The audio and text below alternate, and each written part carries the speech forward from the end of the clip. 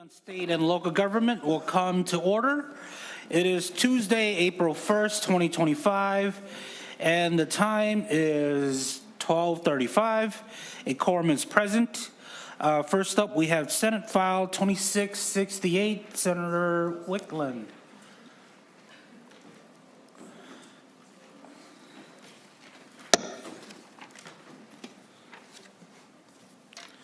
All right, Senator Wiklund, whenever you're ready, you may begin.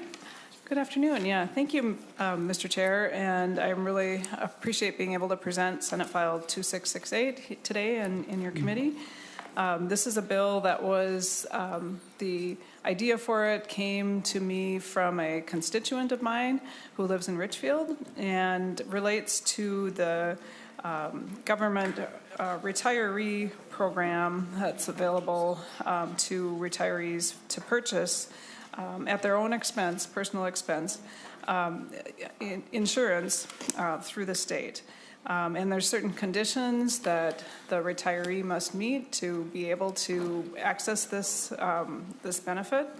And it also has a provision that allows retiree to have their spouse purchase insurance and also continue their insurance even after the retiree passes away if the spouse was a dependent under the retired employee's coverage at the time of the retiree's death. My constituent has been diagnosed with ALS and is facing uncertainty in his healthcare future, and so he brought to me this idea, and he is present by Zoom to be able to testify about his request and the bill in front of you.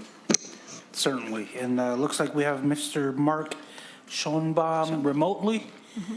Welcome, sir, to the State and Local Government Committee. Please state your name for the record, and you may begin. Thank you, Mr. Chair. My name is Mark Schoenbaum, and I've been retired for 7 years from a rewarding career in state government. On retirement, my wife and I signed on to the state retiree health plan. It's good insurance. We're happy to pay its full cost, and it contributes a lot to our peace of mind. A couple of years ago, I was diagnosed with ALS, and the problem corrected by this bill came to my attention while I was planning for home care and insurance. As experienced by many people, it's possible our resources will be depleted by my care and I'll end up on Medicaid. We've been prudent, and I hope that doesn't happen, but we need to be planning in case it does.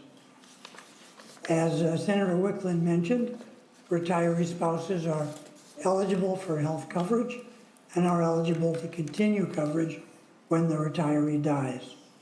Under current law, if the retiree ends their coverage for any reason besides death, the spouse loses coverage. So in our case, if I exhaust my resources paying for home care and go on Medicaid, my group insurance would end and my wife would get kicked off of her coverage because of my disability. The bill adds an exception for spouses in situations like ours, allowing them to continue purchasing retiree insurance. The retiree insurance plan, as Senator Wiklund said, is entirely funded by retiree premiums and is not subsidized by the state. This bill would give peace of mind to me and other retirees who end up in this situation.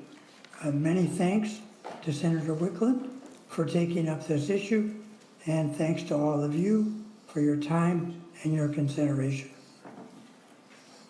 All right, thank you, sir, for your testimony. Members, any questions or comments on Senate File 2668? Seeing none, Senator Wiklund, you have any additional comments for us on this legislation?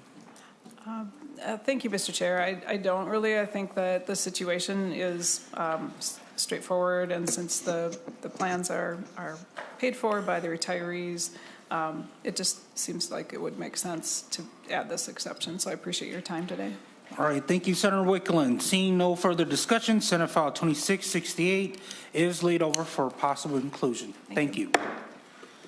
Next up, we have Senate File 2132, the giant beaver designation as the state fossil. Senator Cwodzinski, to your bill whenever you are ready.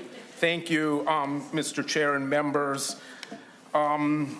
The Senate File 2132 does, in fact, I know a lot of the stuff we do here is pretty intellectual and trying to help the lives of Minnesotans, and now and then a bill comes upon us to add a little fun and frivolity to this thing we call policy making and rule of government. And anyway, so the giant fossil came to my attention about 8 years ago from 8th grade class, and ever since then I've been trying to get this bill passed. And 46 states have a giant fossil, and so along with the coloring books that little 3rd and 4th graders, when they fill in the state mammal and the state flower and the state song, they can also now start filling in the state fossil.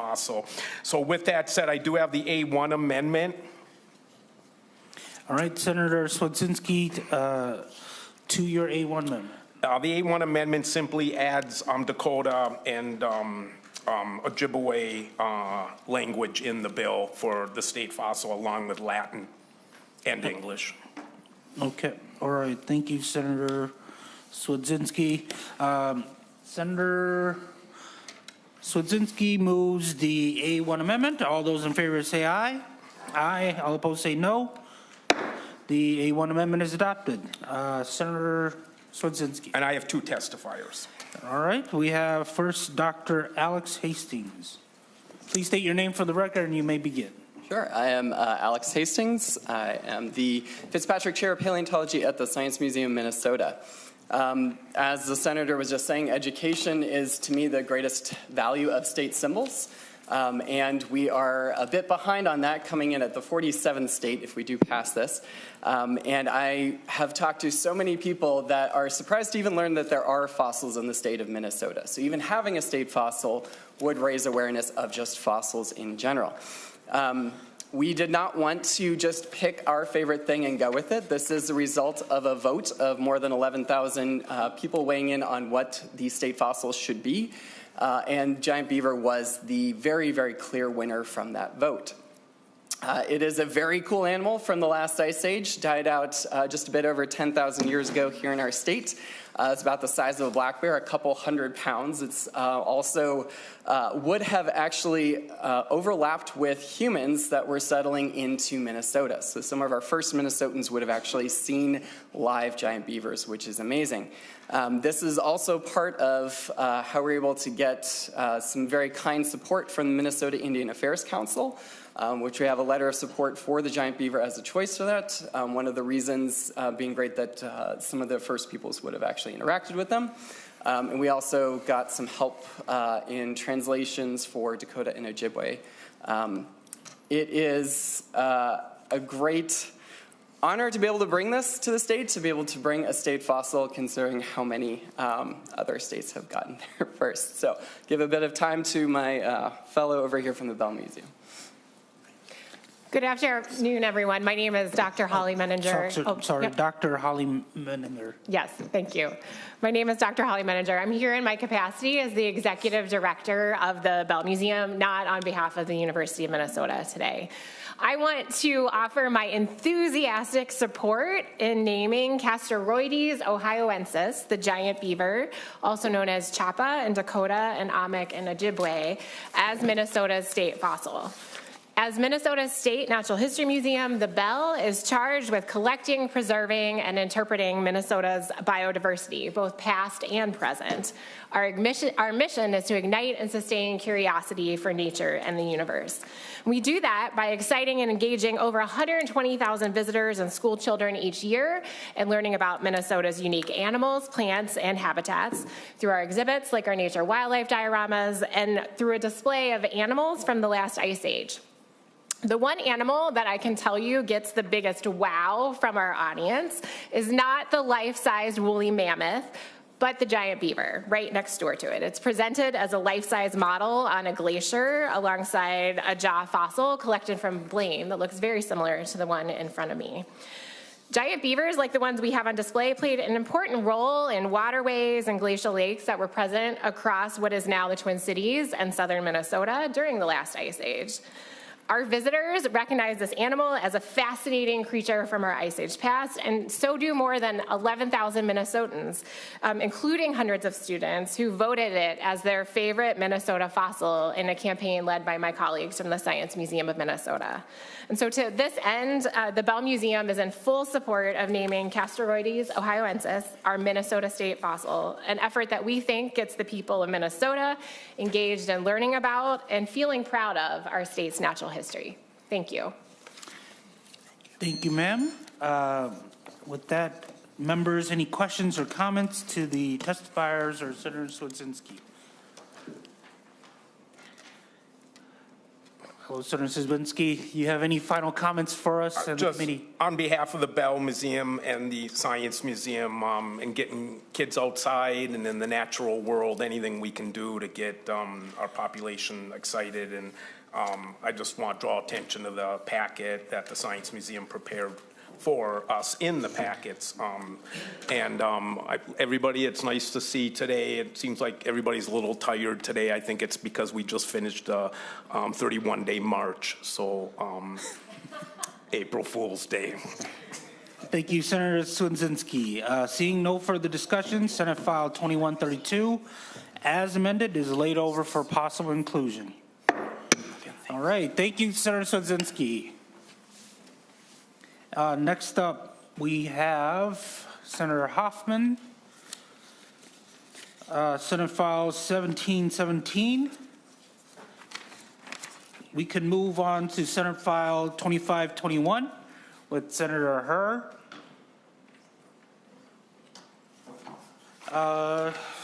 Sorry, members are still presenting in other committees.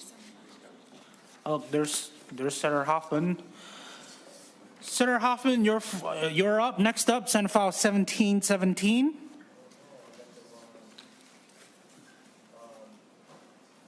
My staff, I'm sorry, Mr. Chair, I have the wrong packet. I need to, so skip me, I'll be back.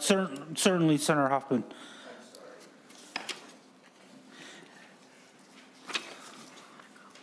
Well, I am here, so I will go next. So, and we'll hand off the gavel to Senator McEwen.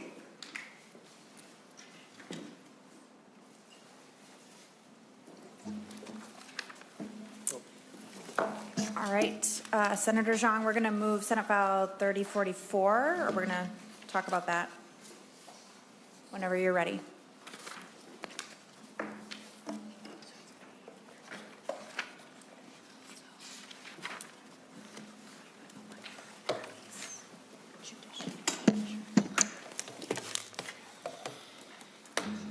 Senator Xiong, whenever you're ready. All right, thank you.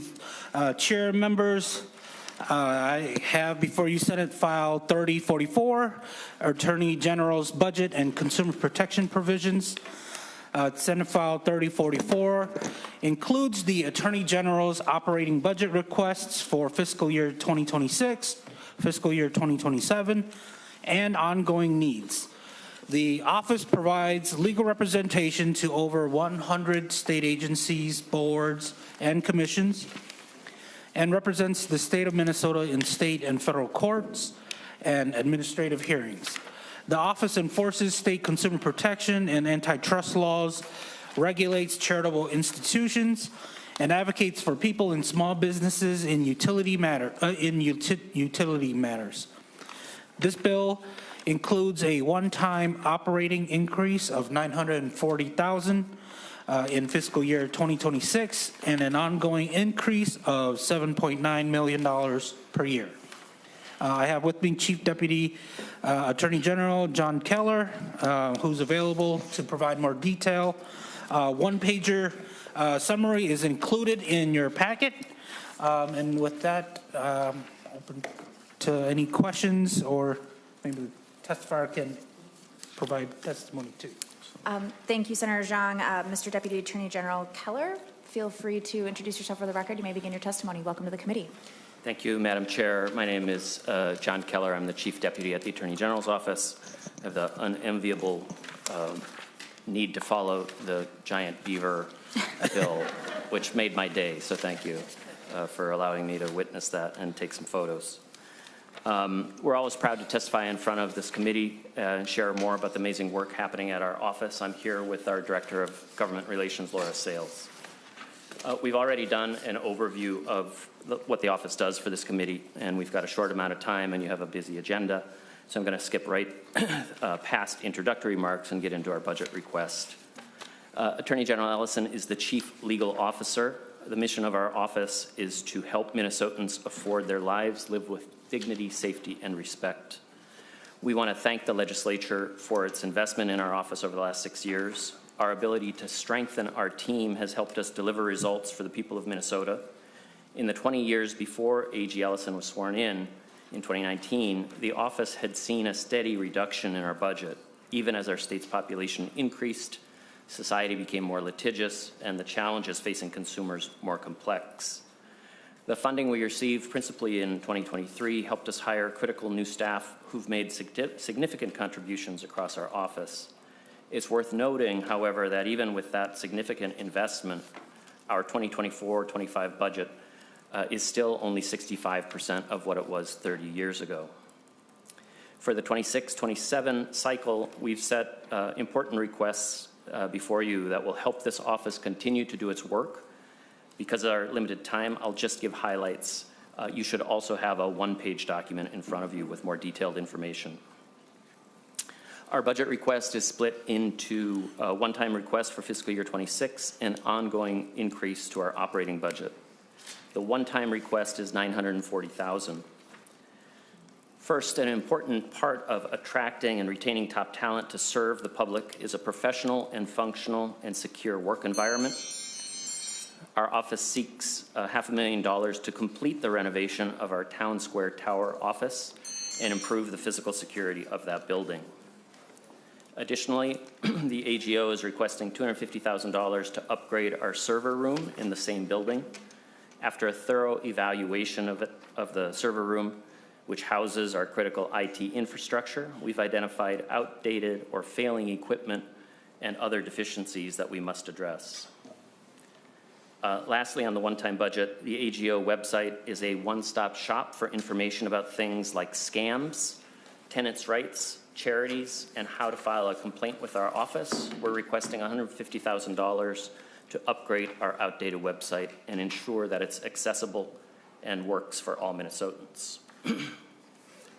On our ongoing request, we respectfully request an increase to our general fund budget of $7.9 million per year.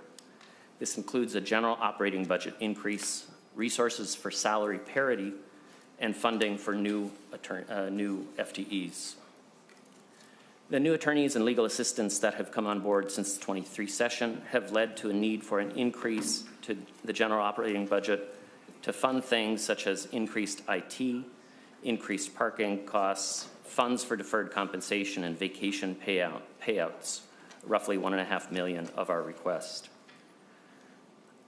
Regarding parity, when our salaries are competitive, we're able to hire, retain, and promote the best talent to protect the interests of the state of Minnesota and Minnesota consumers.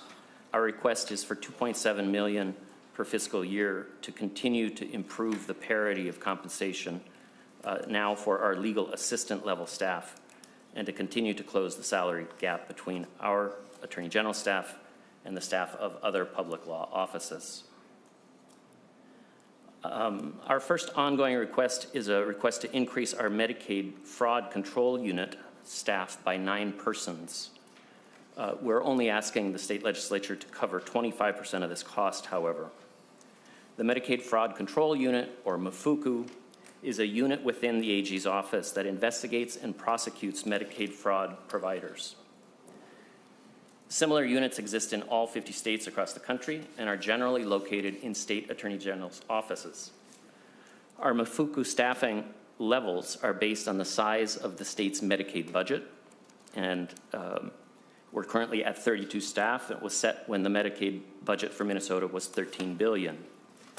Minnesota's Medicaid budget is now approaching $20 billion, and a federal audit of our office recommends that we increase our staff to match that increased budget by 9 additional staff.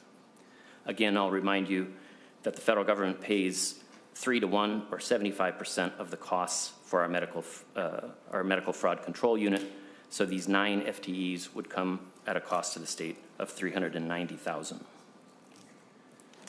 Next, the need for post-conviction reviews and the large number of requests for expungements is greater than what our staff is able to handle. We request assistance for 4 FTEs to do this important work. Next, our office enforces both state and federal antitrust laws, which protect the marketplace and benefit consumers and businesses by maintaining competition. We're requesting an additional 1 FTE for antitrust work. Our e-discovery and litigation support team manages terabytes of litigation data and tens of millions of documents each year. A law firm cannot function in the 21st century without these critical services.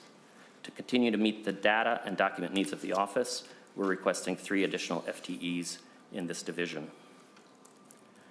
On the support staff or non-legal side of the office, the Attorney General's office continues to grow, and we need to rebuild this side as well. We're asking for additional support in areas such as human resources, support services, security staff, and IT. In 2023, the Minnesota legislature established and appropriated $1 million for the initial one-time funding for the Consumer Litigation Fund. Those $1 million from the initial setup of this fund will soon be spent, and we are proposing legislation to turn this into a revolving fund using recoveries from consumer protection cases where a small percentage of those recoveries will be used to fund ongoing litigation. No new dollars are required to make this change. And then lastly, our Health and Teacher Licensing Division seeks an increased transfer from the 1201 fund. This division represents multiple boards and agencies in relation to licensure and oversight of healthcare providers and educators. To meet the increased demand for the work of this division, we're requesting a transfer of funds from the 1201 fund of $500,000. Our office's mission is to help Minnesotans afford their lives and live with dignity, safety, and respect. Over the past 6 years, we've protected the state of Minnesota and its residents from harm. And in that time, we've contributed $2.1 billion to the bottom line of both the state of Minnesota and Minnesota households. This number far exceeds the legislature's total appropriation to the AG's office over that same period. Let me explain. Over the last 4 years, the office has returned over $40 million to the state's general fund in the form of revenue and deposits of undispersed restitution funds. The office has further contributed significant amounts to dedicated funds. For example, we reached a historic total of $565 million in settlements with the opioid companies, and already $183 million of that has been received. Our office has also won an additional $81 million from the state's tobacco fund, and a recent judgment that the state may be owed up to an additional $58 million more plus interest by successfully litigating against tobacco companies for not paying the state the full amounts they'd agreed to in our historic 1999 tobacco settlement. Additionally, we've also won more than $60 million for the state in our settlement with Juul and Altria over their deceptive marketing of e-cigarettes. This represents the largest per capita state settlement in the country with those defendants. And just for the sake of clarity, none of these funds go to the AGO budget. We also contribute to households. The amounts I just mentioned were dollars contributed to the state, but we've also significantly contributed to the bottom line of individual Minnesota households. This has taken many forms, but the highlights include $1.5 billion in utility costs that electric and natural gas consumers saved because of the intervention of our office. We've returned more than $85 million in restitution and debt relief that the office has won for Minnesotans victimized in student loan scams. And lastly, our Consumer Action Division, which takes calls every day from the public, has returned $51 million directly to Minnesotans' pockets over the last 6 years by helping consumers informally mediate and resolve thousands of complaints with businesses and other organizations. In closing, we thank you for your consideration of these one-time and ongoing strategic investments in our office. They will help the AGO continue to rebuild into a top-functioning 21st century public law office. Madam Chair and members, we are happy to answer any questions you may have. Thank you, Chief Deputy Attorney General Keller. Members, any questions? Senator Drazkowski. Thank you, Madam Chair. Senator Xiong, do we have a fiscal note for this bill? I'm just trying to, I did see the targets came out over the weekend, and $44 or $45 million increase for this division, something like that. I'm curious what the increase is in this bill, and if there's a fiscal note, and kind of where we're headed with it. Senator Xiong. We don't have a fiscal note yet, Senator Drazkowski, but I think we should get it. Maybe staff could talk a little bit more on the timeline. Thank you. Mr. Erickson. Thank you, Madam Chair and Senator Drazkowski. There's not a fiscal note on this bill because the appropriations are already in here.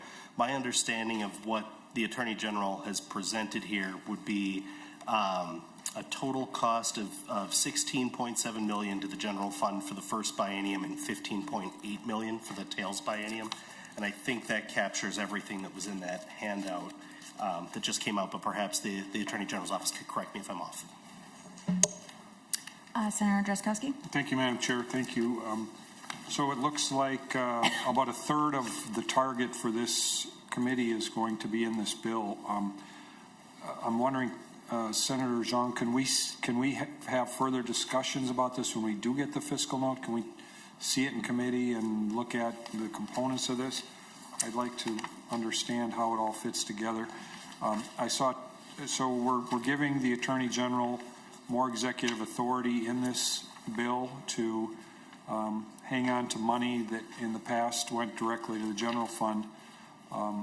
Is there a $2 million balance in the litigation account and then also in the consumer protections account? What can you explain to us again what happens with that? Are we giving you more authority in both of those to hang on to money that would otherwise naturally go into the general fund? Deputy Attorney General Keller. Yeah, thank you, Senator Drazkowski, for the question. For both of the accounts, initially it would be money that would flow from recoveries from our lawsuits, as you point out, otherwise would have flowed directly to the general fund. In the circumstance here, they do have a cap, so once we've reached a cap, and there may be years where we have less litigation, there would be no money coming out of any of our recoveries in the future. Thank you. And Senator Drazkowski, I think this bill is in line with the presentation we had from the Attorney General's office a few weeks ago, too. Do you have any follow-up questions? Yes. Senator Drazkowski. Thank you, Madam Chair. So would this what would the balance? What authorization are you seeking in the bill in terms of a fund balance that you don't have right now for each of those two accounts? How much? Chief Deputy Attorney General Keller. Yeah, you can move on. Ms. Sales. Yeah, Laura Sales, I'm the Director of Government Relations. I think that for the litigation fund, the initial, 2 years ago, the initial $1 million was made, appropriation was made for that fund, and in this language here, it's then capped at $2 million, so it could only be refreshed up to $2 million, nothing more than that. And then for the Consumer Restitution Fund, that's also traveling as a bill, Senate File 447, which has already been in front of this committee. And in the language in that one has been amended so that it's only $1 million cap on that. The language in this bill has not been reflective of that because this bill came back from the revisers very late. Senator Drazkowski, wrapping up comments and questions. So, Madam Chair, members, so we are giving again, and in this bill and in the other one, we are being asked by the executive branch to give them more authority to hang on to more of the people's money on their own, which diminishes the legislature's power of the purse authority that we would normally have in this particular budget area, and turns it over to the Attorney General's office. So certainly something, I think, members, for us to think about whether that's good public policy or not. I did talk in the last biennium repeatedly about how much power the legislative branch continued during that 2-year process to convey directly to the executive branch and delegate our legislative authority to them. This bill asks for more of that, and I would urge us to, Senator Xiong, to take a close look at those 2 particular provisions for sure. Thank you, Madam Chair. Thank you, Senator Drazkowski. Any other member questions? Okay, Senator Xiong, any closing remarks? Thank you. This is the Attorney General's budget and consumer protection provisions. Certainly take note of what Senator Drazkowski has said and have said during his time here in the Senate and as long as I've known him. But we certainly will have more discussions on this and look forward to working with all of you. Thank you, Senator. Thank you. Thank you, Senator Xiong. And with that, Senate File 3044 is recommended to pass and be re-referred to the Committee on Judiciary. All those in favor say aye. Aye. All those opposed? Senate File 3044 is on its way to Judiciary. Senator Hoffman, welcome to the committee. Thank you, Madam Chair. As folks come up here, I didn't, Senator Barr said, you got to bring like giant beaver hat or something. And I couldn't find one in Anoka County, Cal, so you're going to have to forgive me on that. But we'll get folks coming up here from the ULED 25, Madam Chair, and members as part of an ongoing program by the Global Synergy Group. And let me just pause right there. Years ago, when the Global Synergy Group started bringing youth, these Ukrainian youth ages 15 to 18, in order to really look at building friendships and the economic ties and to really try to create a safe haven when it was up. Carrie Dietzig and Ann Rest, one of the first class, it was like, and if you come into my office, there's a Ukrainian and a thank you note from Carrie on her picture that's on my wall. So I mean, this is something that was near and dear to her heart. And since 2022, Mr. Chair and members, the Minnesota families have hosted 60 Ukrainian teens and their chaperones, and they have all shared their culture through food, music, education, and traditions, and even to the point of presenting at social clubs, art centers, government offices, schools, state fair, 4-H, and community centers, all while engaging with Minnesota youth. This program has fostered goodwill, deepened the awareness of Ukraine's resilience, and highlighted the power of art to heal, preserve history, and inspire the future. The donations that have come out of generosity. The program costs $4,000 per participant for the visas, the travel, and the lodging. The Board of Global Synergy Group respectfully requests that the 25-25 cycle to offset the $68,000 cost for the Ukrainian participants. Beyond the cultural exchange, this program offers the transformative experiences. Ukrainian youth see Minnesota as a peaceful vision of what Ukraine could be, while Minnesotans participate, gain the global perspectives and desire to connect beyond borders. As Martin Luther King used to say, "What are you doing for others?" ? This program embodies that call to action. Powerful example, Mr. Chair, is Arzi, a Crimean refugee of Tatar descent, who discovered the deep cultural parallels between her heritage and the Minnesota indigenous communities. Her discussion with the Shakopee, Minwakan, and Sioux community reinforced the shared histories of resilience and cultural preservation. It was really amazing to see that it happened here in Minnesota. In the times of crisis, we see humanity loses, we fail to act. This program builds bridges, fosters the understanding, and strengthens the future for both Ukrainian and Minnesota youth. With me is Steve Heckler, who got a history in doing these international programs. I got Alex Zuaev is here, and then Brad Martins from Shoreview. He's not here in his official capacity as the administrator for Shoreview, but he's here to talk about the program. So with that, Mr. Chair, we go.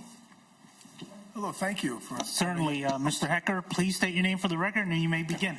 Thank you. My name is Steve Heckler. I don't present in front of chambers often, so if I start stuttering, I apologize, okay? So again, my name's Steve Heckler. I've done a lot of events here in the Twin Cities, including the Twin Cities Jazz Festival, Festival of Nations, and the World's Fair kind of thing. And I've been on the board, I joined the board of Global Synergy about 3 years ago. My wife and I are also host families for this organization, and we hosted Ukrainian youth in our home. Over 15 Ukrainian youth come annually to learn leadership in government, business, entertainment, and such as working at the state fair and participate in 4-H activities. ULEAD has created a deep well of goodwill towards the people of Minnesota and has heightened the awareness of the struggle for existence that these youth have to face. The youth have attended the ULEAD program in Minnesota have taken their skills back, the youth that have been here in previous years, and have created programs in Ukraine to help different organizations, including nonprofit organizations that have helped their communities. And again, we hope you can find funding to help support this great organization. Thank you. Thank you for your testimony. Our next testifier, please state your name for the record, and you may begin. Thank you. My name is Brad Martins, and I just want to quickly share two experiences that might help talk about this program. First, I had the pleasure of assisting in developing a session for the Ukrainian teens to learn about local government in Minnesota. This is important to me as I strongly believe in the importance of good government, and I learned through this program that there is a strong need for the Ukrainian youth to understand how government works and how public service can work at the local level. The session shared how good government works through transparency and accountability. The students learned about tools such as the open meeting law, public hearings, and how to engage in items that impact them. It also gave them an opportunity to act as a governing body, including hearing testimony and making decisions just like this. This opened their eyes to how good government can function and the importance of getting involved at the local level. I can tell you this made a big impact on them, and this knowledge will be important for the future of their country as they become the next leaders of Ukraine. Secondly, my wife Laura and I were family hosts for 2 teenage girls of the program, Kira and Katerina. Kira and her family had been pushed out of Crimea years earlier, and Katerina's family was trying to survive the war in Poltava.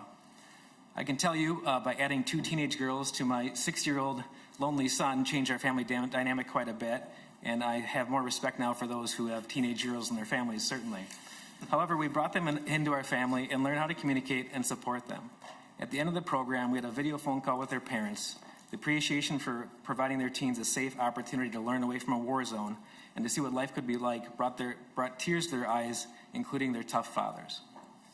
This program makes a big difference. It shows why good government matters and spreads that message abroad. It also gives hope and a new sense of direction for Ukrainian teens that would not have had this opportunity otherwise. I sincerely ask for your support. Thank you. Thank you. Next up, please state your name for the record, and you may begin. Hello, my name is Alex Zuyev, and I'm representing the graduated students of the ULEAD program 2022. So I'm a student of the United States living in Minnesota under the United for Ukraine Humanitarian Parole. I'm in the 10th grade. 3 years ago, I participated in the 2022 ULEAD program, and I want to tell you about that. But first, I want to share my family's and my experiences because that will help you to understand how much program meant to me. In 2014, I lived with my mother and father in the eastern part of Ukraine near the Russian border. Russia has just taken Crimea and was supporting rebels in the eastern part of Ukraine, in the Donbass and Lugansk regions. People who did not recognize the occupation by Russia were tortured and disappeared, especially heads of organizations and social activists.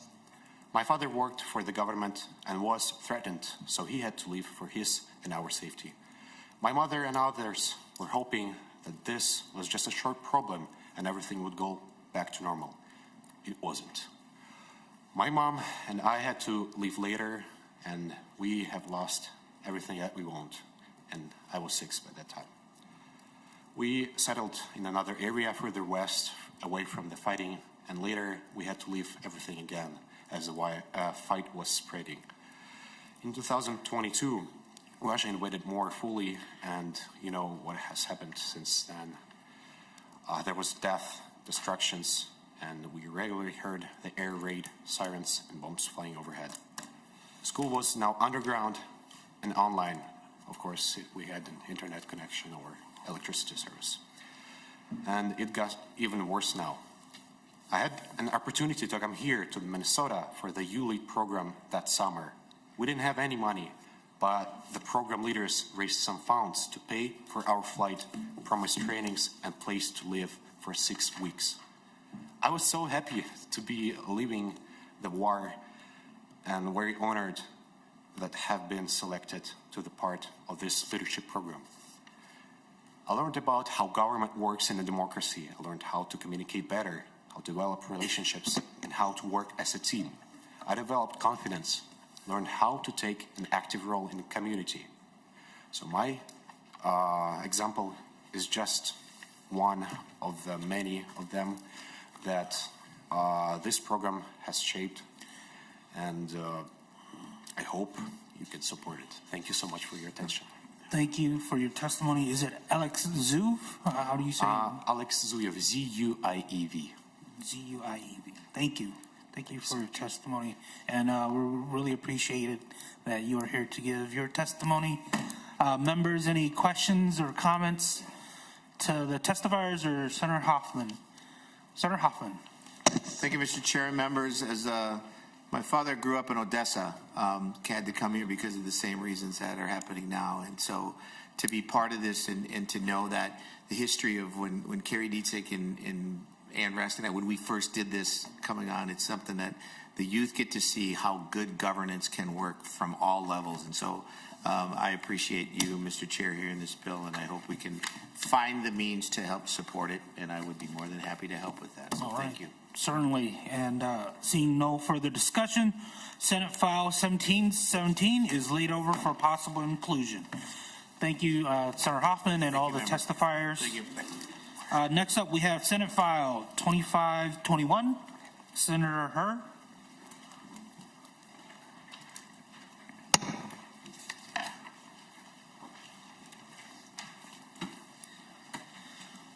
Welcome to the State and Local Government Committee, Senator Hur. Please state your name for the record and you may begin.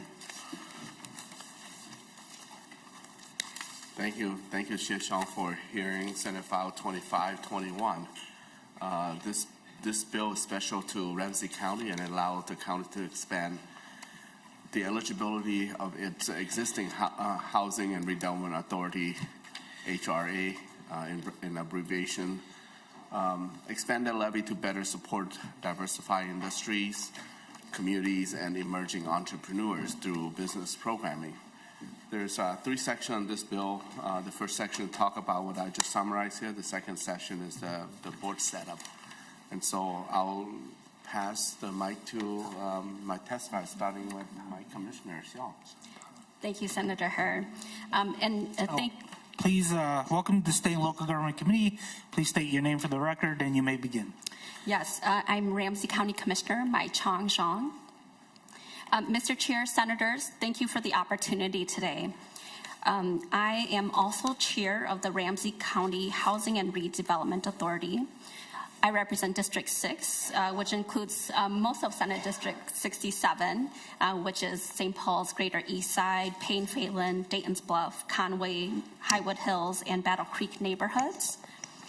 As HRA chair, I have been going to our city councils and to their workshops to describe about our current work at the HRA and about what we would like to do. We heard from them all throughout last year about the importance of supporting our local businesses. And we have also incorporated many of their questions and concerns, such as the ability to opt in to this programming, just like our HRA. In these presentations, I also shared with them that I wouldn't move forward with this bill without their support. And with that said, we have been able to get letters of support and/or resolutions from cities of White Bear Lake, Roseville, Shoreview, Falcon Heights, and Lauderdale, and those copies are in your packets today.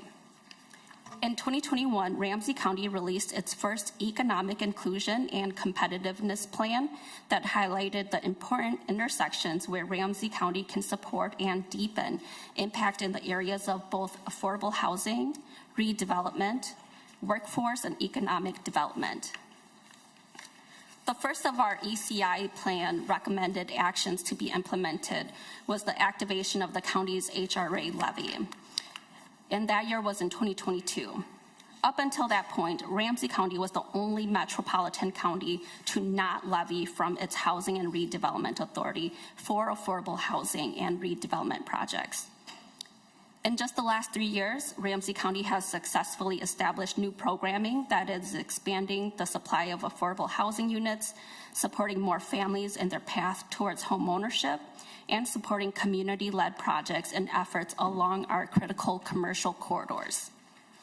However, there are still 3 of our 8 strategies that have yet to be fully resourced. These strategies center around entrepreneurship and business retention, expansion, and attraction. These are all critical to us solving the affordable housing crisis, where we both need to add more housing, including raising more wages within our community. And so I'll hand that over to our Deputy County Manager, Carrie Collins, to talk about the bill more. Thank you. Ms. Collins, please state your name for the record and you may begin. Thank you so much. I'm Carrie Collins, and I'm the Deputy County Manager over the Economic Growth and Community Investment Service team at Ramsey County. Thank you so much.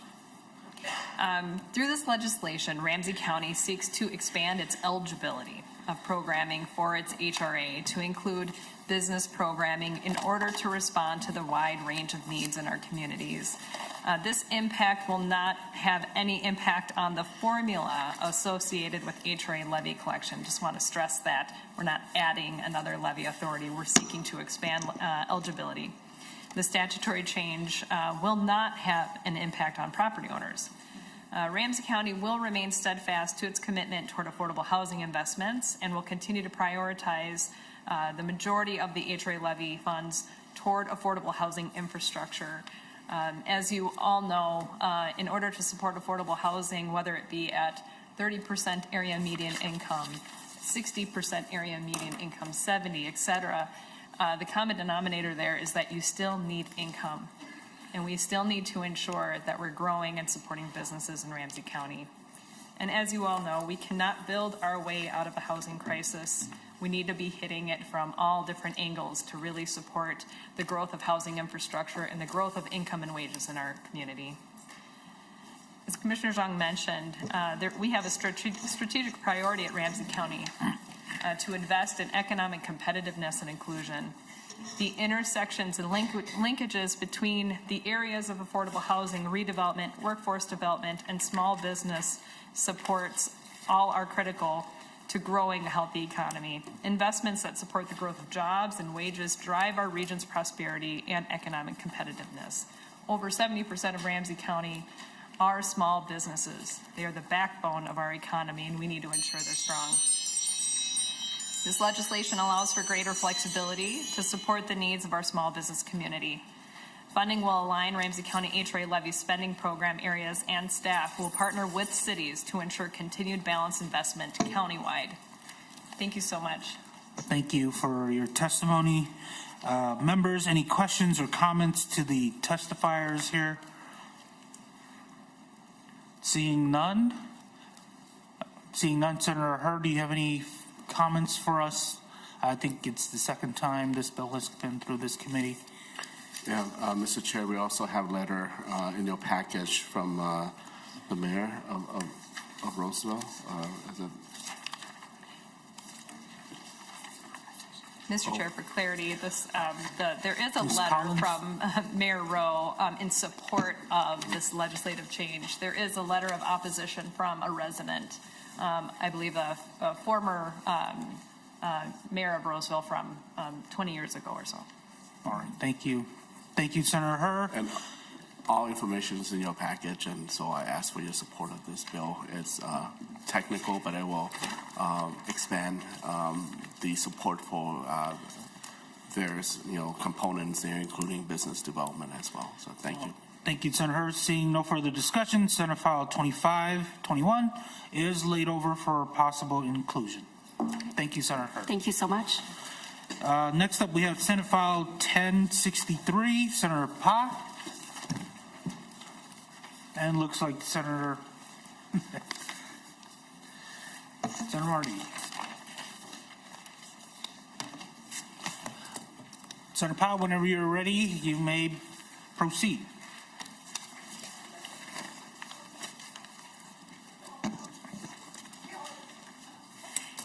Thank you, Chair Xiong and committee members for allowing Senator Marty and myself to present this bill SF 1063, establishing the Office of Common Interest Community Ombudsperson and requiring registration of HOAs.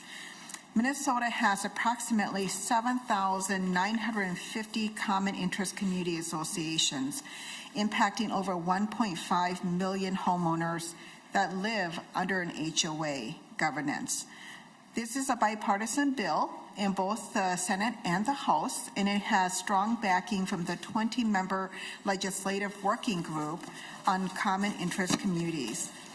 Establishing an ombudsperson's office in requiring the registration of HOAs is one of the key recommendations from that work group. HOAs wield an enormous amount of power, setting rules, levying fines, and even initiating foreclosures. Yet currently right now, they operate with very little oversight and without basic transparency that we expect from any governing body. That's why this bill, along with other HOA and CIC bills being introduced this session, is crucial in addressing the widespread issues that have emerged in recent years. Chair Xiong, if it's okay with you, I'm going to pass it on to Senator Marty, who's co-presenting this with me, to speak a little bit more about the ombudsperson's portion of this bill. Certainly. Senator Marty. Thank you, Mr. Chair and members of the committee. This bill is again, Senator Fateh mentioned, the Homeowner Association Working Group Task Force has been meeting for 2-3 years. The biggest bill is the one that she and Senator Lucero are working on, which is a separate bill. This is one that has financial impacts on it, though we're intending it to be revenue neutral. And it would be establishing ombudsperson to work with this. And the ombudsperson would have 3 basic roles. One is to assist homeowners in their disputes with HOAs. The second one would be to provide dispute resolution and mediation services in disputes. The third one would be to provide assistance and information to HOA boards, to homeowners, and to renters of those homeowners, so everybody understands the laws and their rights and responsibilities. And I would argue that this is very similar to the Ombudsman for long-term care, who has the same, at least the first 2 of these, the assist homeowners in their disputes, in that case patients in their disputes with long-term care facilities, and to provide dispute resolution. This one adds a third role, which is to provide assistance and information to everyone involved. A lot of HOA boards, many of them are big entities. They have management companies, they have lawyers and everything on them. They don't need help understanding that, though they may benefit from dispute resolution at times. But a lot of HOA boards can be as few as 2 members. When you have a townhome or something, usually I think 4 is about the smallest I've heard of, but where you have people with a common interest and they need a board to do it, and they're members of the community who are serving on the boards, they don't know the laws, they don't know their rights, they don't know their responsibilities. So this would be providing help for all of them. And this was a merger of my HOA bill with Senator Fateh's registration of common interest communities. And in this, we would hope to have the revenue come in from that to cover the costs of the Ombudsman office and the registration. And, but again, Senator Fateh dealt with the registration part of it, and I'm happy to stand for questions when she's done presenting. All right, thank you, Senator Fateh and Senator Marty. Members, any questions or comments on the bill to Senator Fateh?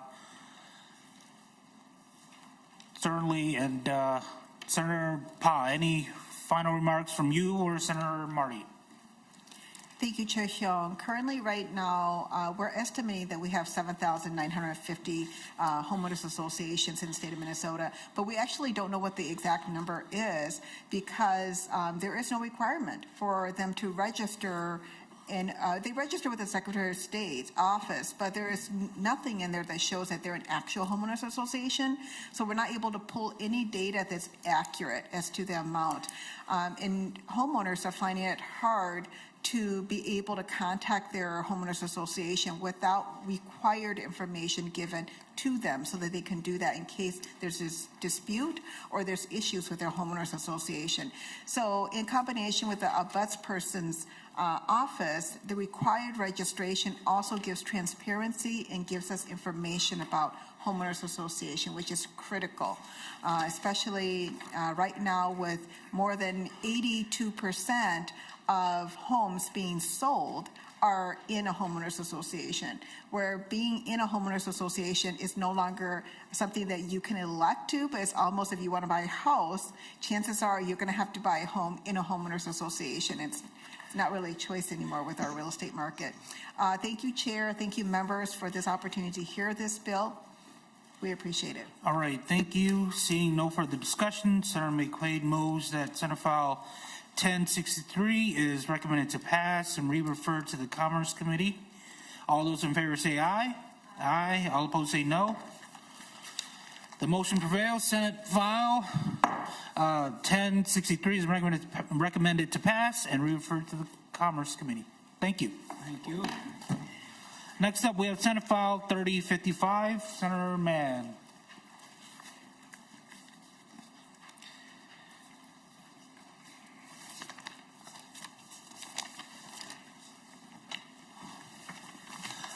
Senator Mann, when you are ready to go, you may begin.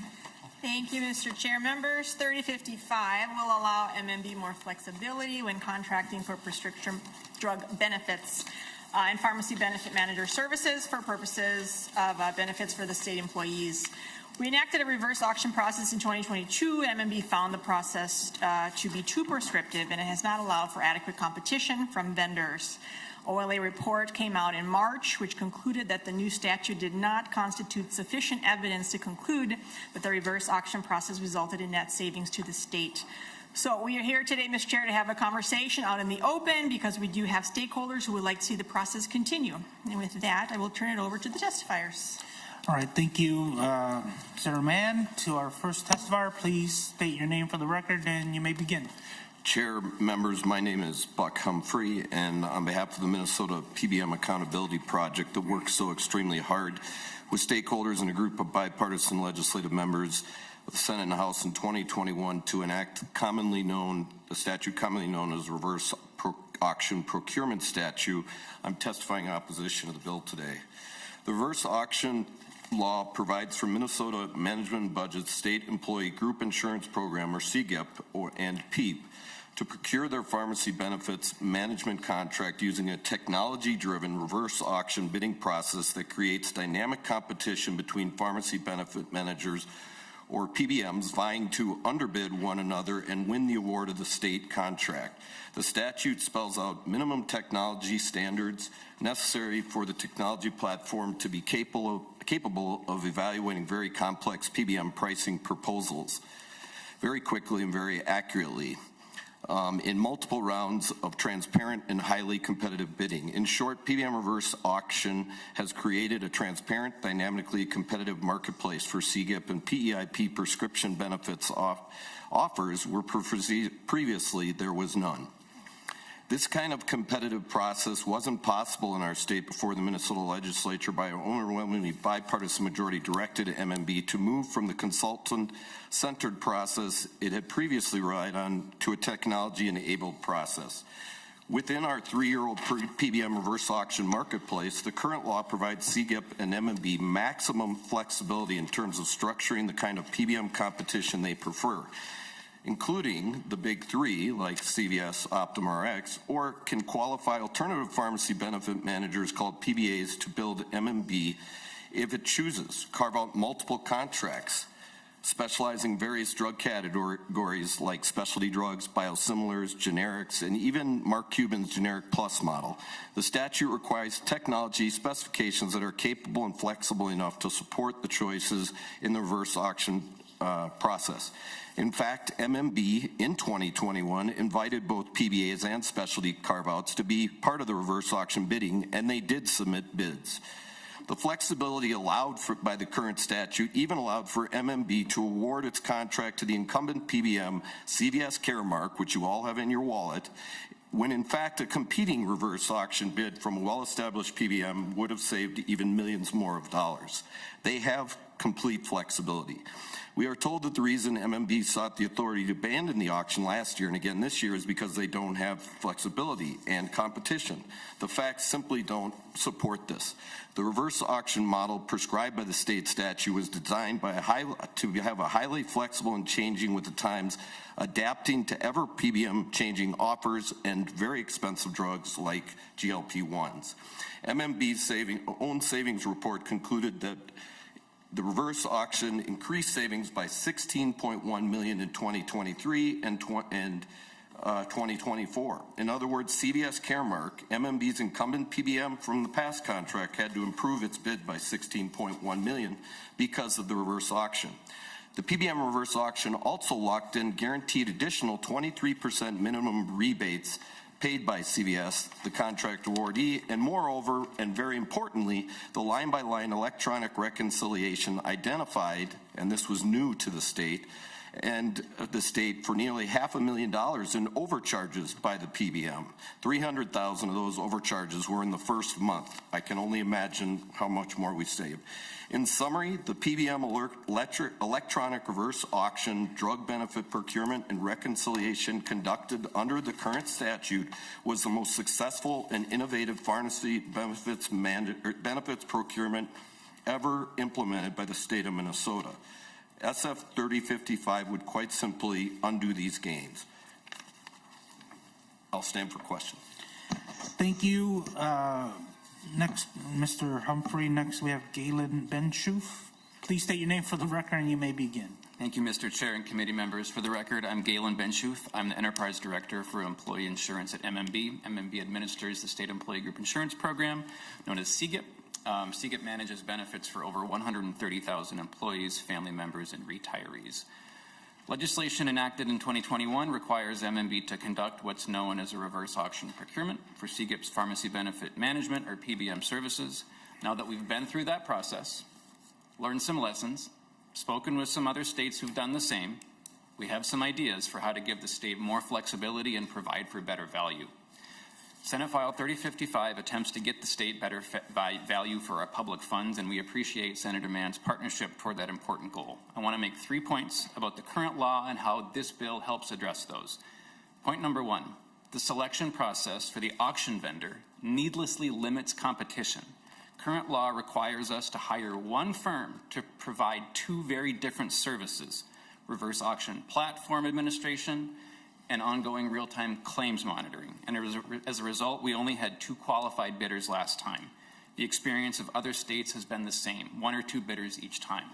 MMB's current contract with that vendor is $2.6 million over 5 years, and we think we could save the state money, making that procurement more competitive by bidding out each service separately and expanding the market. Point number 2, instead of creating more PBM competition as hoped, this process actually dampens PBM competition. From our own experience and the handful of other states that have conducted PBM reverse auctions, we've learned that it's mostly only the largest PBMs that participate in them. We'd simply like the ability to consider different pharmacy benefit arrangements beyond the old full-service PBM model, which has come under increasing scrutiny. Yet, current law says MMB must hire a pharmacy benefit manager, singular. The pharmacy benefits space is rapidly evolving, and current law prevents us from being nimble and responsive to these market changes. Point number 3, there's no indication this PBM procurement process is necessarily better than what we had before.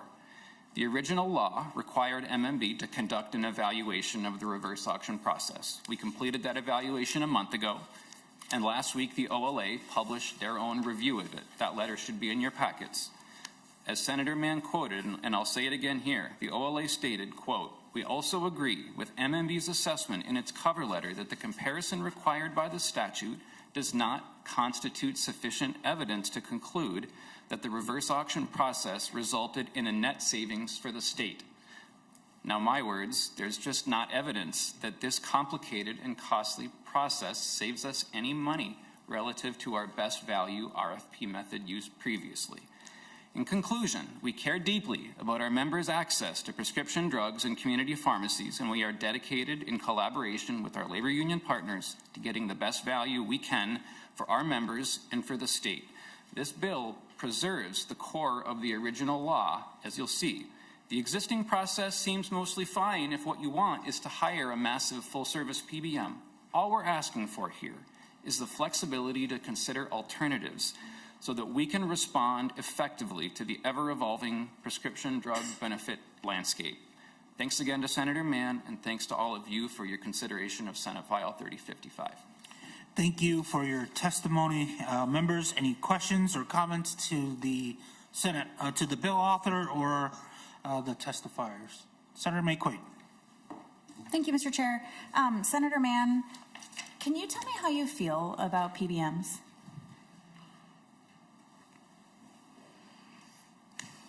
Senator Mann. Mr. Chair.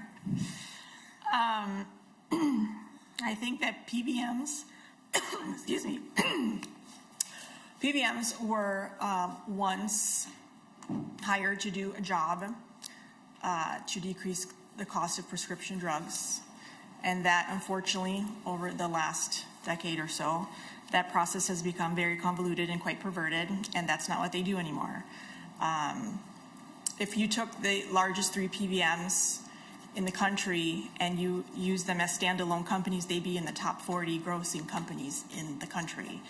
And they're supposed to cut down cost of prescription drugs, and yet they make more profit than most companies in the country.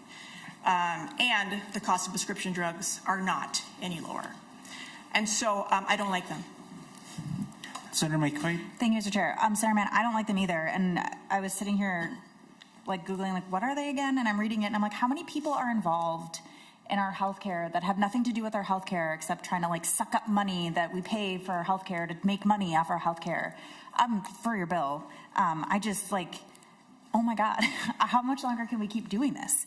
And we can't. Like, it's been a long time, and I just, I get incensed when I see bills that any way relate to our really broken healthcare system, even when they're trying to fix it for this one tiny issue. So I appreciate that, because sometimes I have to just remind myself, like, this is bad, and until we do something about it, we're just going to keep having like, can we have some competitiveness in this really crappy industry that we have for our employees? And so thank you for bringing a, fix to a crappy situation, but I'm really excited to see what we can do to fix the whole crappy situation. Thank you, Senator McQuaid. Any other members? Senator Johnson-Stewart. Thank you, Senator McQuaid, and to Senator Mann. Same. Thank you for bringing this. I knocked on the door this summer of a surgeon who is still in scrubs, had just gotten home from work. And he said, if you can do one thing for me this year, one thing for the state, it's fix the PBM thing. And went on to tell me for the next long time what a problem it was. So I appreciate your expertise and your knowledge, and you're bringing this bill. Thank you. Thank you, Senator Johnson-Stewart. Any other questions or comments? Mr. Humphrey, you had expressed your opposition to this. Do you have you seen the OLA report? Mr. Chair, members, I absolutely have, and I want you to know I feel the same way as Senator Mann about PBMs. If any of you know me, you have talked about PBMs with me.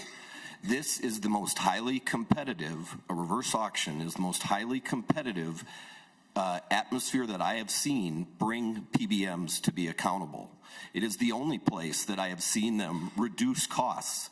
I have not seen them do that with consultants coming to talk to consultants. So all due respect, but this bill needs a lot of work. Stakeholders are not together on this bill, and I would just ask that we be able to talk with them and be over the interim and try to make this a better process. This bill is not it. Certainly. Mr. Bentruth, you said you're having to hire this large entity that has to do both jobs, right? And are there services that would offer just one or the other? And I don't know, could you elaborate a little bit more on that? Yeah, thank you, Mr. Chair. We are aware of these 2 firms in the country that perform both reverse auction platform operations and ongoing claims monitoring. There could well be multiple firms that only do one of the 2. And all we're saying is, let's expand the market for both of those services. Let's have the competition that creates a market that's more than just two. So, and maybe we end up hiring the same firm to do both. All we're asking for is the contracting flexibility to bid out and to get competitive bids for each service separately. We just want to get more competition is really what we're looking for with this bill. All right, thank you. Senator Mann, any final words for us? All right, with that, seeing no further discussion, Senate File 3055 is laid over for possible inclusion. Thank you. Next up, we have Senator Carlson, Senate File 3057.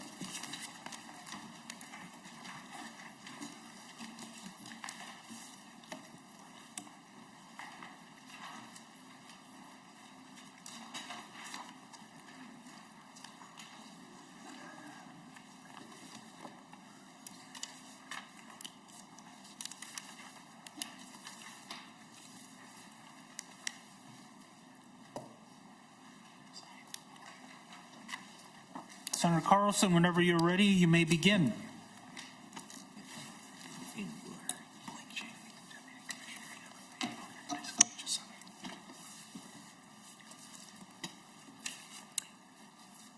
Thank you, Mr. Chair.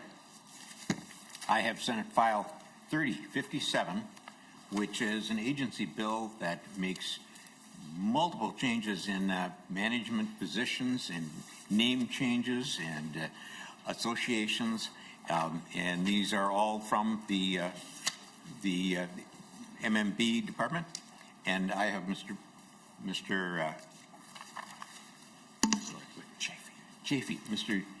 Blake Chafee, Deputy Commissioner at Minnesota Management and Budget, to run through the sample items that are in this bill.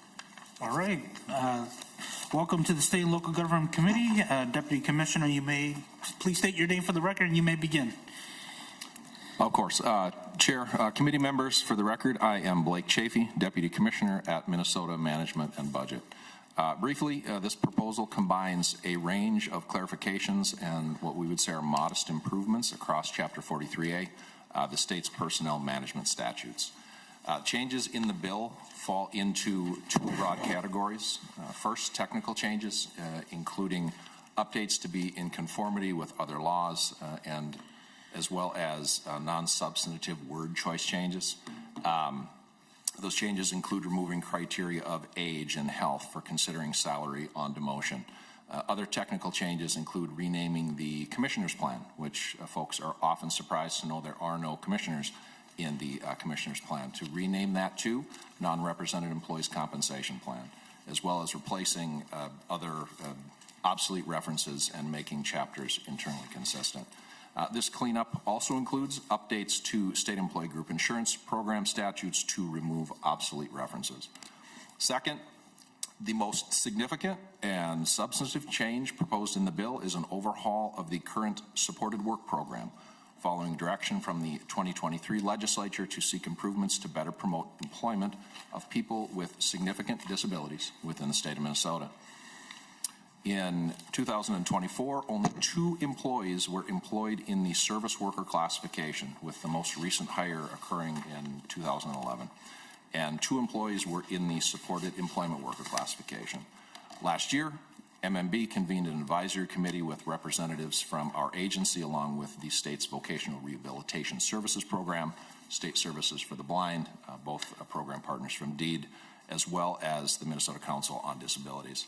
The product of the committee's work is the proposal in this bill to convert the existing and infrequently used supported work program into a new pathway for employment for people with disabilities called customized employment. Customized employment uses a person-centered approach to identify work opportunities for individuals with significant disabilities. Trained providers, like those currently at DEED, work with interested candidates to develop a skill profile, under the philosophy that everyone who wants to work should be able to do so, and that everyone that has a skill or an ability to contribute to their community should have an opportunity to do so.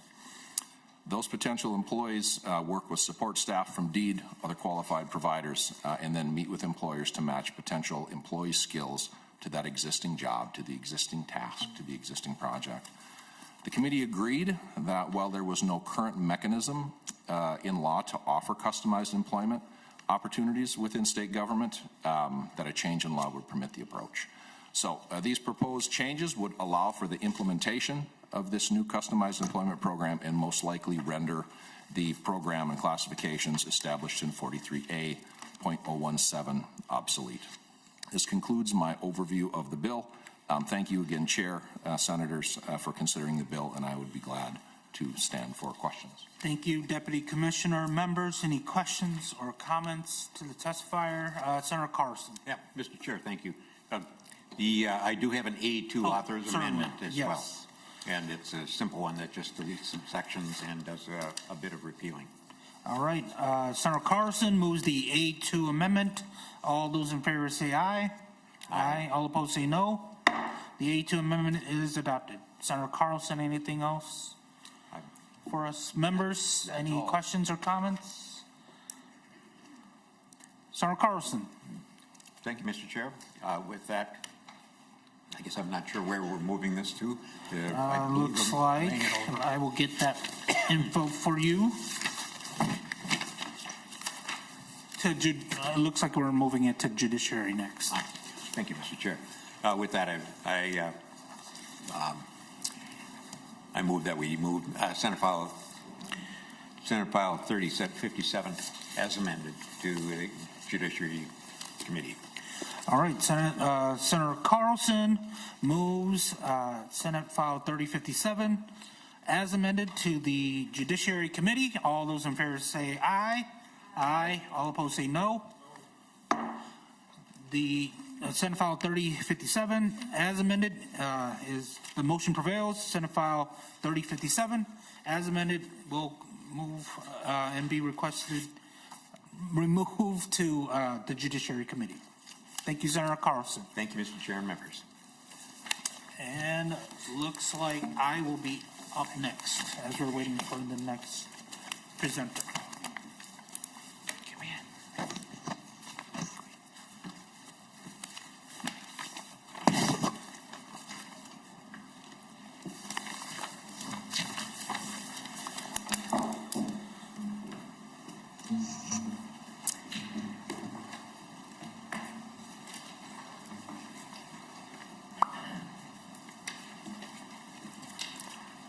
Senator Xiong, Senate File 2501. Thank you, Chair and members. Again, I have Senate File 2501 here. It's the Department of Administration's bill to bolster state contracting. The bill does three main things. First, it adds clarity and transparency regarding contract terms that conflict with state law, the state constitution, or best practices. Second, it applies subcontracting requirements to all prime contractors, including those who are certified as being part of a targeted group located in an economically disadvantaged area or who are veteran-owned. Finally, it eliminates the underutilized data analytics master program. Admin has found that alternative services have proven to be more useful and better able to meet agency needs. Madam Chair, I also have the A2 amendment with me that I'd like to move. All right, Senator Xiong moves the A2 amendment. This is an author's amendment. All those in favor say aye. Aye. All those opposed? The amendment is adopted. Senator Xiong. Yep, and I'll turn it over to the Assistant Commissioner, Betsy Hayes, from the Department of Administration's Office of State Procurement to provide more details and testimony. Thank you. Assistant Commissioner Hayes, welcome to the committee. Please introduce yourself for the record. You may begin. Thank you, and good afternoon. Madam Chair and members, for the record, my name is Betsy Hayes. I'm an Assistant Commissioner with the Department of Administration. As noted, this bill does three things, and I will expand on each. First, regarding Section 1, there's a number of standard terms in commercial contracts that are difficult for the state to agree to. They're either prohibited by the state constitution or state statute, or they can cause the state to come into conflict with these constitutional or statutory provisions. This legislation provides notice to suppliers of these terms by centralizing them in Chapter 16C, and then it requires the Office of State Procurement to post notice of this statute on its website. So what this bill does is it streamlines and expedites the state's contract negotiation process, allowing focus on the scope of work and payment terms rather than an extended back and forth on terms and conditions that the state either cannot or should not agree to. It's protective of the state by ensuring that a state entity does not inadvertently bind the state to contract terms by voiding the term while preserving the remainder of the contract. It is also protective of the state in circumstances where negotiation is not feasible, such as click-through agreements, which are increasingly common. An example of one such term is one that requires mandatory arbitration, which is an unknown expense by its very nature. An agency may not have funds for that. Such a term possesses an issue with the state constitution, Article 11, which states that the state cannot agree to a financial obligation without an appropriation. This also violates Minnesota Statute 16A as an unencumbered obligation. And last, it could come into conflict with the Attorney General's office role in directing the legal business of the state. Next item, moving on to sections 2, 3, and 4 of the bill. This applies subcontracting requirements to all prime contractors. This promotes fairness as all prime contractors will be subject to the same requirements. And then last, moving to section 5, this repeal, it eliminates the requirement of the Office of State Procurement to hold a data analytics master contract program. This program is underutilized as the same services are available through another master contract program. Eliminating this requirement allows the Office of State Procurement to focus efforts on the more productive and advantageous master contract program. So with that, I thank you for your consideration of these changes, and I'm happy to stand for any questions you may have. Thank you, Assistant Commissioner Hayes. Members, questions? Senator Johnson-Stewart. Thank you, Madam Chair. My question is, so to clarify, I used to own a targeted group business. So if there's a goal on a state contract, the goal applies to the targeted group business, even if the targeted group business in itself meets that goal? Assistant Commissioner Hayes. Madam Chair, Senator, if there's a project and the prime vendor who wins that contract happens to be a certified targeted group, then the state would be able to still ask that certified targeted group business to meet subcontractor goals. And we found that to be actually, it makes sense because it's often the targeted group businesses or the certified businesses who are able to get participation and meet those subcontractor goals. So that's the reason why we believe it would be advantageous to just have the rule apply to everyone equally. Senator Johnson-Stewart. Okay. Thank you. Respectfully, I disagree. Isn't the goal of the TGB program to increase participation by targeted group businesses, which in fact is accomplished by if a prime is a TGB or a veteran-owned or economically disadvantaged? I think this imposes an extra burden on a targeted group business. Again, I ran one, I owned one for 34 years or 30 years, pardon. It's already very difficult to succeed as a targeted group business, and now to impose a goal on top of that. The whole reason, for members who don't know this, so the whole reason in state contracting and federal contracting that we have these goals is to help people or businesses who are historically underrepresented. So for me, in the construction business, my company was owned by me, and I would not have succeeded I would not have succeeded as much, clearly, without the TGB or DBE programs. I just think this is a burden. So that's my 2 cents. My question then, as a follow-up, is why are you doing this? What's the motivation? Assistant Commissioner Hayes. Madam Chair and Senator, the motivation really is to just continue to increase opportunities for our small certified businesses. To your point, one of the things that is expanded in the statutes and in the rules are the ability to obtain a good faith waiver if the geographic availability or other circumstances make gaining that subcontractor goal participation impossible. So that's an area where that burden could be alleviated. But the overall goal is to expand participation and opportunity for our small businesses. Senator Johnson-Stewart. Thank you. Again, I still disagree. What can I ask for your insight on whether changes at the federal level are going to render the whole targeted group business, veteran-owned business, economically disadvantaged business programs just mute? I mean, do you think that these programs are around to stay, or do you think that they're going to be eliminated, much like many of the DEI programs that we've seen at the federal level? Assistant Commissioner Hayes.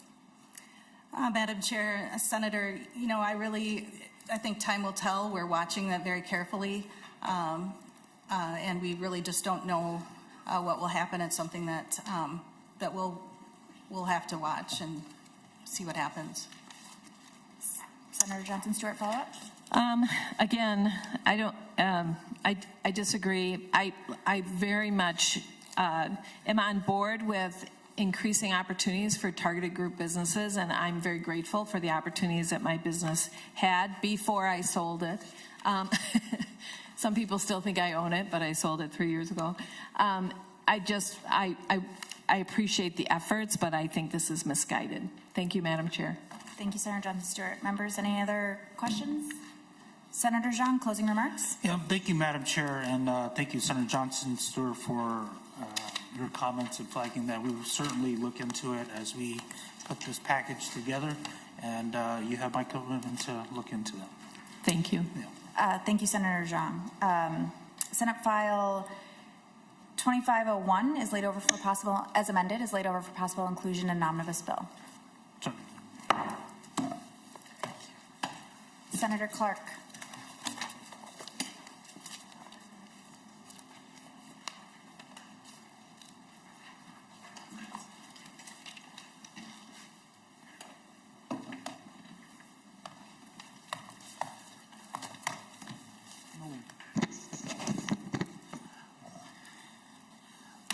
Oh, Senator Clark, welcome to the State and Local Government Committee.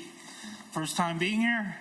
Yes, Mr. Chair, this is my debut. All right, thank you, Senator Clark. If we were in the house, you'd bring me cookies. Oh, all right. I've never heard of that place. Yeah. Certainly. Senator Clark, whenever you're ready to your bill. Thank you, Mr. Chair. Senate File 2089 is the Department of Administration's bill to improve the data challenge appeal process and protect private data. Here's a quick background. An individual has the right to challenge data about themselves that's held by a Minnesota government entity if they believe it to be inaccurate and or incomplete. And those challenges can then be appealed to the Commissioner of Administration. This bill proposes updates to the data challenge appeal process in two ways. First, it allows not public data to be shared between agencies to facilitate appeals. Currently, data challenge appeal information is assumed to be public, but government entities may need to submit private data to facilitate said appeals. Second, it keeps inaccurate or incomplete data private at admin. This ensures that private data stays private during data challenge appeals process and prevents further dissemination of incorrect or incomplete data when the Commissioner orders data to be corrected, completed, or destroyed. Challenge data that are determined to be accurate or complete will remain public. I'll turn it over to my testifiers from the Department of Administration's Data Practices Office to provide more details. All right, Director, please state your name for the record and you may begin. Good afternoon, Chair Xiong and members. My name is Taya Moxley-Goldsmith. I'm the Director of the Data Practices Office at the Department of Administration, and I am here with my colleague. Assistant Director, please state your name for the record. Yes, Assistant Director Casey Carmody, Data Practices Office of the Department of Administration. Certainly, and I guess we'll jump into it. Members, any questions or comments to the testifier? And maybe they can provide us with more information. Senator Clark, I think you guys are over our heads with all this data talk.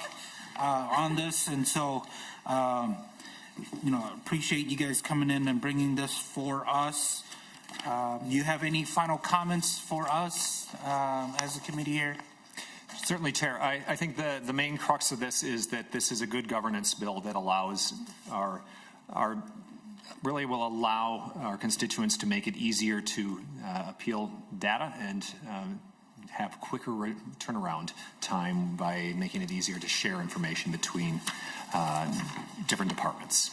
And with that, I encourage you to support and pass this bill. All right, thank you, Senator Clark. Your Senate File 2089 is laid over for possible inclusion, and thank you again for taking the time to be here with us. Oh, Senator Barr. This came from, yes, Senator Barr. Yes, and the changes have been, what I'm told is reflected in the A1 amendment that they had in there. All right, well, Senator Clark, thank you again. Senate File 2089 is laid over for possible inclusion. Next up, we have Senate File 1598, Senator McEwen bill, and Senator Fateh will be presenting the bill.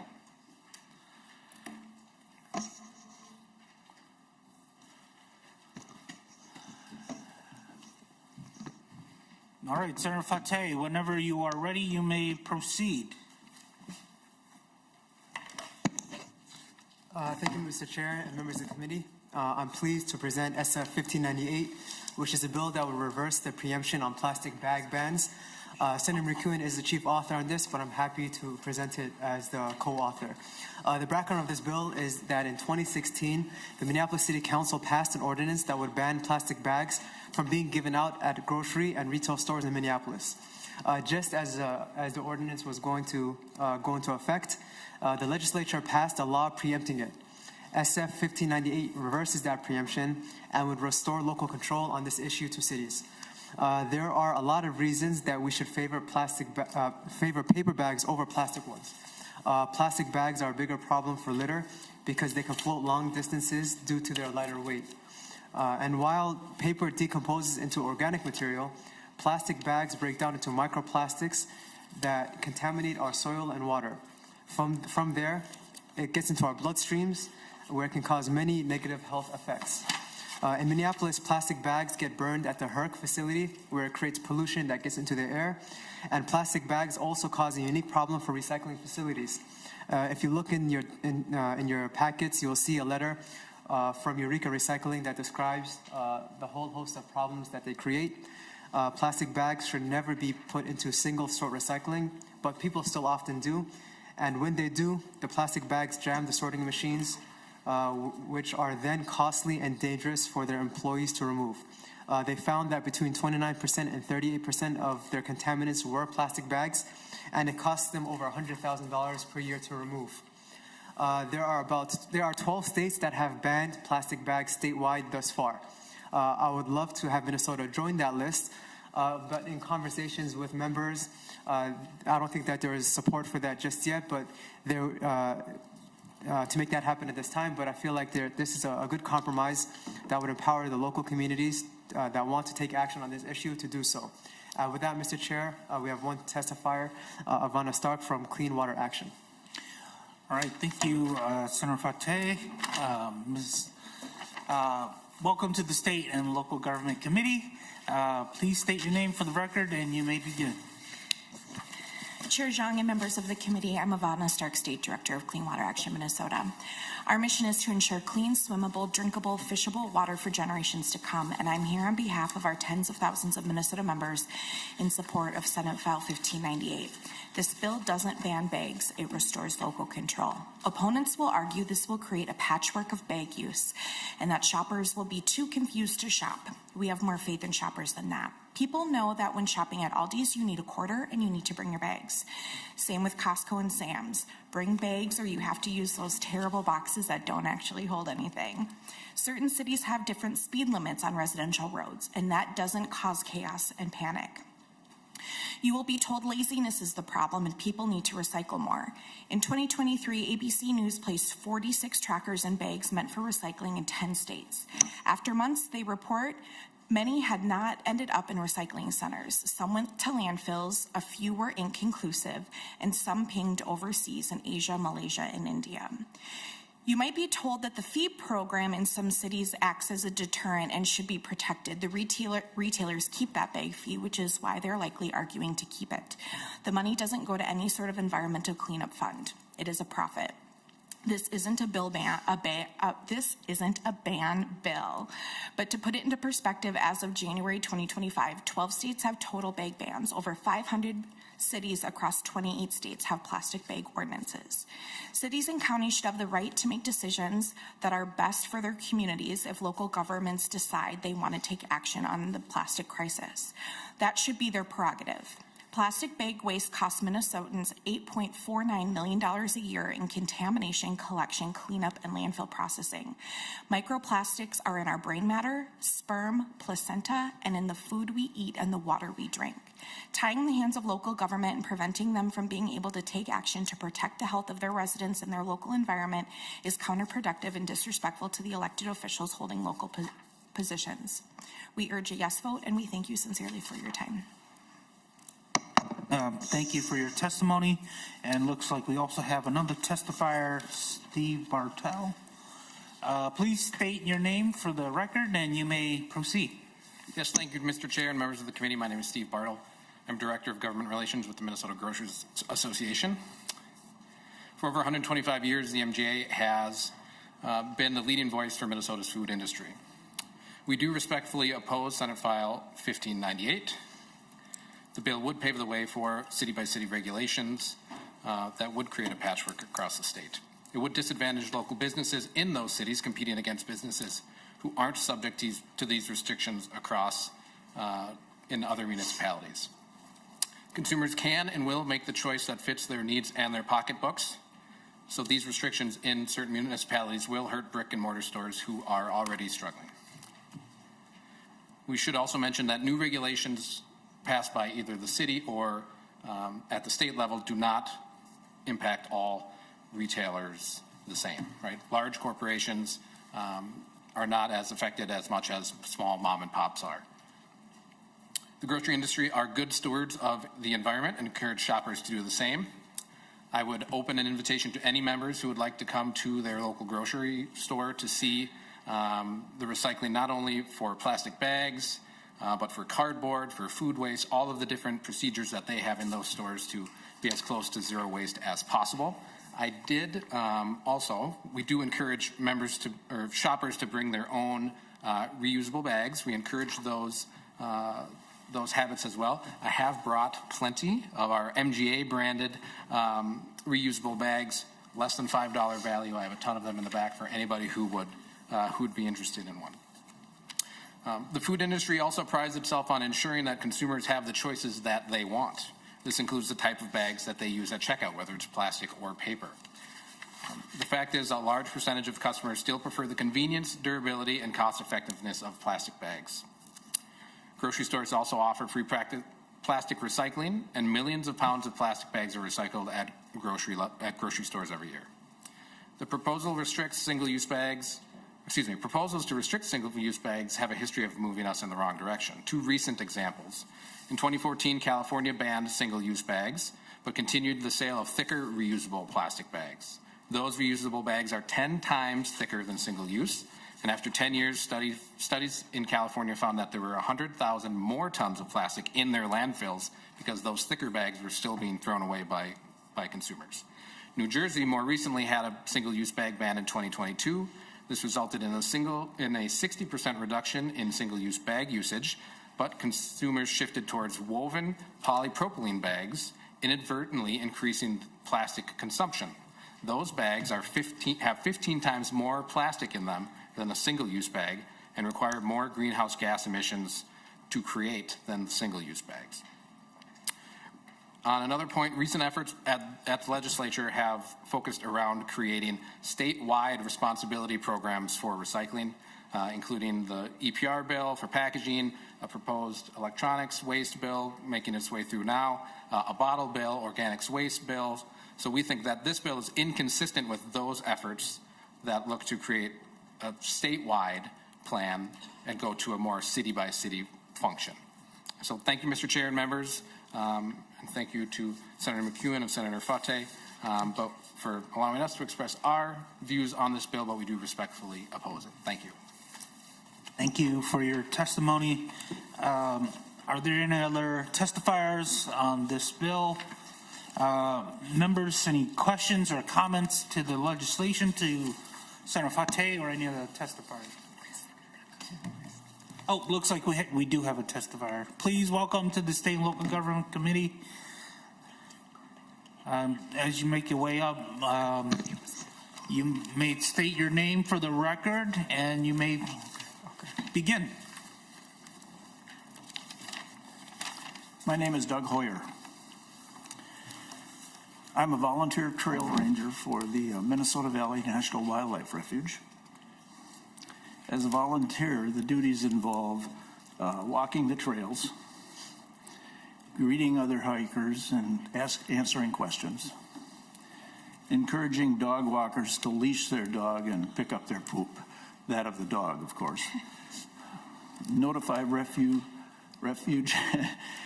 management of any trail needs, and if necessary, notify refuge law enforcement. When I initially volunteered, I was overwhelmed by the amount of trash that I saw in our refuge. Because of that, I started collecting trash along the trails and even off trail in the refuge, as well as in my favorite parks. Over the 5 or 6 years I've been picking up trash, I estimate that 80 to 90% of the items I pick up are single-use plastics. Things like these plastic bags we're talking about, single-use beverage containers, and packaging material like plastic wrapping and styrofoam. Even a large percentage of that single-use plastic is these plastic bags. Plastic bags in particular seem to disintegrate a little quicker and more quickly into microplastics, and with those seeds being planted everywhere. As we drive along our highways this spring, you know, it's pretty obvious. You look out there and you can see what's there. I would bet that the ratio that I see at 80 to 90% is consistent with what we see along the highways, particularly if you include automobile bumpers in the single-use plastic category. Speaking of seeds, I'd like to plant one. We all get, or should get, an annual physical where they get to draw blood, run lab tests, and give us the verdict of what we're going to die of, cholesterol, cancer, or whatever. If someone on this committee is so motivated, perhaps the insurance companies could be convinced to cover the cost of a blood test for microplastics as part of our annual physicals. Microplastics are present everywhere, in every living thing, and it can't be good. Think of PFAS. I strongly support Senate File 1598 to let communities decide how they want to handle their plastic waste. Thank you very much for your time. Thank you for your Mr. Chair and committee members. Thank you for your testimony, and I'll go to members for questions or comments. Senator Drazkowski. Thank you, Mr. Chair. I don't know if it's a question for Senator Fateh or just a comment. Sure. You know, it seems to me that this is Minneapolis is a city that wants to do this potentially. I'm thinking this bill repeals the ban on the ban, and you know, I guess communities are going to have to decide what they want to ban if they want to ban something. We like to ban stuff in this state, and Minneapolis really does. They almost burned the city down a few years ago, and people are fleeing there. Businesses are struggling, and now we're going to do this to them. Senator Fateh, I don't know. I know the far left has a different idea of things than the average Minnesotan, but I don't know why we want to be having cities do this, especially when they're struggling economically, even to keep their head above water. Thank you, Mr. Chair. All right. Senator McEwen. Thank you, Mr. Chair, and thank you, Senator McEwen and Senator Fateh, for bringing this bill. Yeah, I served in the other body when the ban was passed, and it's one of those things that sticks with you of like, I hate that it happened, and if I could go back and undo it, I would. And I'm glad we have the opportunity now. You know, Senator Drazkowski asked, like, why would we do this? Because microplastics are in breast milk. Like, you can't feed your baby without poisoning them with plastic, because we use single-use plastic for literally everything in the entire world. It's poisoning our earth, it's poisoning our people, it's poisoning our food. Thank God cities want to do this. 12 states have done this. This is not the apocalypse. Like, we want to make America healthy again. Maybe we don't eat plastic anymore. Like, let's try that. This was the dumbest thing no, it's not the dumbest thing we did in 2017. It's one of the dumbest things that were included in a very large dumb thing in 2017. And so I just am grateful that we're bringing it back. We're having the conversation. You would think that maybe we could get some bipartisan support to not eat plastic. Maybe we should eat less plastic so we could get that bipartisan support. Thank you, Senator Fateh. Any members, any other questions or comments? Senator Fateh, any closing remarks for us? Yeah, thank you so much, Mr. Chair, members of the committee. I think this is something that needs to happen. There's information in front of me that showed that in 2015, about 730,000 tons of plastic bags, sacks, and wraps were generated in the U.S., but more than 87% of those items were never recycled, and they ended up in landfill and in water. And it also takes 1,000 years for a plastic bag to degrade.